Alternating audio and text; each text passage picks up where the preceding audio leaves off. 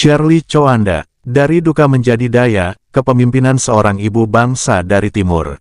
Shirley Choanda Laos, lahir tanggal 8 Agustus tahun 1982, adalah seorang pemimpin perempuan yang menorehkan sejarah baru di Indonesia Timur.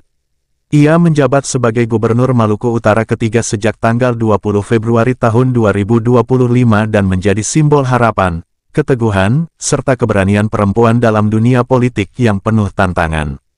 Dikenal sebagai sosok yang tenang namun berani, sederhana namun tegas, Shirley adalah gambaran nyata dari seorang pemimpin yang tidak dibentuk oleh ambisi, melainkan oleh pengabdian, cinta kepada rakyat, dan takdir yang tak pernah ia rencanakan. Akar kehidupan dan pendidikan. Shirley lahir pada tanggal 8 Agustus tahun 1982, dalam keluarga yang menjunjung tinggi nilai pendidikan dan pengabdian. Sejak kecil, ia sudah menunjukkan rasa ingin tahu yang besar dan ketertarikan pada dunia organisasi serta kepemimpinan. Setelah menyelesaikan pendidikan menengah di Indonesia, Shirley menempuh kuliah di Universitas Kristen Petra, Surabaya, mengambil jurusan International Business Management. Tak puas hanya dengan gelar lokal, ia melanjutkan pendidikan ke Inholen University, Belanda, melalui program double degree yang berhasil diselesaikannya pada tahun 2004. Di sanalah wawasan internasional, keterampilan bisnis, dan ketajaman analitisnya terbentuk. Pendidikan ini kelak menjadi bekal penting dalam kiprahnya di dunia sosial dan politik, membuktikan bahwa pemimpin dengan visi modern bisa lahir dari mana saja, termasuk dari timur Indonesia. Cinta, kehilangan, dan kebangkitan. Pada tanggal 28 Mei tahun 2005, Shirley menikah dengan Benny Laos, seorang politikus karismatik dan Bupati Pulau Morotai yang dicintai rakyat. Pasangan ini dikenal kompak, harmonis, dan menjadi teladan keluarga muda di Maluku Utara. Mereka dikaruniai 3 anak. Edward Laos, lahir tanggal 11 Maret tahun 2006. Edeline Laos, lahir tanggal 18 April tahun 2007. Edric Laos, lahir tanggal 8 Juli tahun 2009. Di sisi Benny, Shirley bukan hanya seorang istri, tetapi juga mitra politik dan sahabat perjuangan.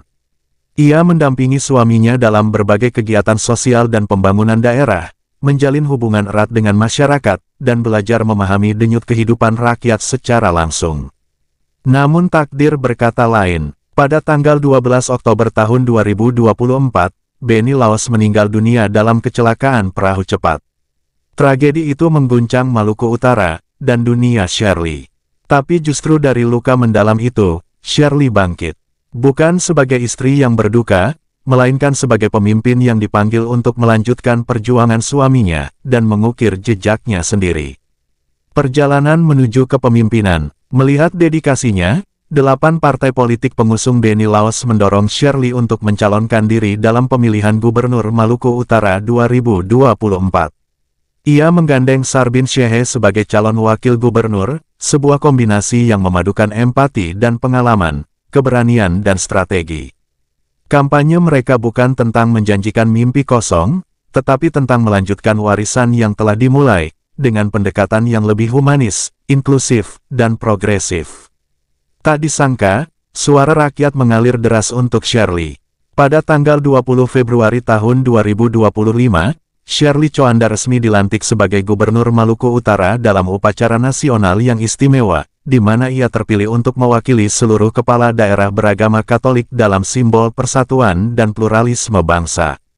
Aktivitas sosial dan organisasi. Sebelum menjabat sebagai gubernur, Shirley telah aktif memimpin Yayasan Bela Peduli, lembaga kemanusiaan yang fokus memberi bantuan untuk anak yatim, janda, lansia, dan komunitas marginal di desa-desa terpencil. Ia juga menjabat sebagai Ketua DPD HKTI, Himpunan Kerukunan Tani Indonesia, Provinsi Maluku Utara, di mana ia memperjuangkan modernisasi pertanian, pembiayaan petani, dan distribusi hasil tani yang adil. Gaya kepemimpinan dan visi. Shirley dikenal dengan gaya kepemimpinan yang partisipatif dan berempati tinggi. Ia bukan tipe pemimpin yang duduk di balik meja, tetapi yang menyapa rakyat dari dekat. Ia percaya bahwa pemimpin yang kuat bukan yang keras, tetapi yang mampu mendengarkan dan melayani. Visi kepemimpinannya terangkum dalam 3 pilar. 1. Pembangunan yang merata dan berkelanjutan. Fokus pada infrastruktur dasar, pendidikan, dan akses kesehatan di seluruh wilayah, khususnya pulau-pulau terpencil. 2. Ekonomi rakyat yang tangguh dan mandiri. Memberdayakan UMKM, petani, nelayan, dan perempuan kepala keluarga. 3.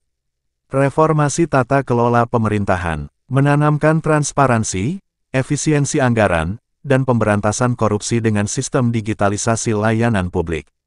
Penutup, dari Timur, untuk Indonesia. Ejekan, Shirley intimidasi, Choanda dan bukan bahkan hanya seorang kampanye hitam gubernur. atau black Ia campaign yang adalah lambang ditujukan harapan kepada baru paslon dari Timur 04. Indonesia. Oleh karenanya, Sosok yang membuktikan saya bahwa dari duka merasa bisa perlu lahir membuat daya. himbauan ini Bahwa kepada pemimpin perempuan semua mampu tim berdiri di sukses garis dan depan relawan pembangunan, tanpa pendukung kehilangan kami. sentuhan kelembutan dan Pesan nurani saya, seorang ibu. walaupun Dengan kita terus latar pendidikan dihina-hina, global, pengalaman sosial yang diejek, dalam, dan akar budaya diintimidasi, lokal yang dan kuat, difitnah Shirley dengan membawa warna baru dalam segala macam lanskap black campaign, kepemimpinan Indonesia, harap jangan bernilai, reaktif, berdedikasi, jangan dan berjiwa membalas, rakyat. tapi justru Saya tidak senyumin datang membawa aja. janji, saya datang membawa hati. 79 tahun Karena dari Indonesia hati, merdeka, semua yang rakyat baik kita bermula. sudah cukup Shirley cerdas. Choanda, Mereka punya sumber pikiran dari dan berbagai terutama sumber. punya mata hati. Demikian profil Shirley Choanda. Rakyat Apabila akan ada bisa kesalahan di membedakan dalam profil ini, pihak mohon mana-mana maaf yang sebesar-besarnya. menabur hoaks Kritik dan saran dan boleh diketik kebencian, di kolom serta komentar. pihak mana Sekali yang terus lagi saya menebar ucapkan terima empati kasih banyak dan yang cinta sudah like, kasih komen. yang selama ini Terima justru kasih. mereka dambakan dari pemimpinnya.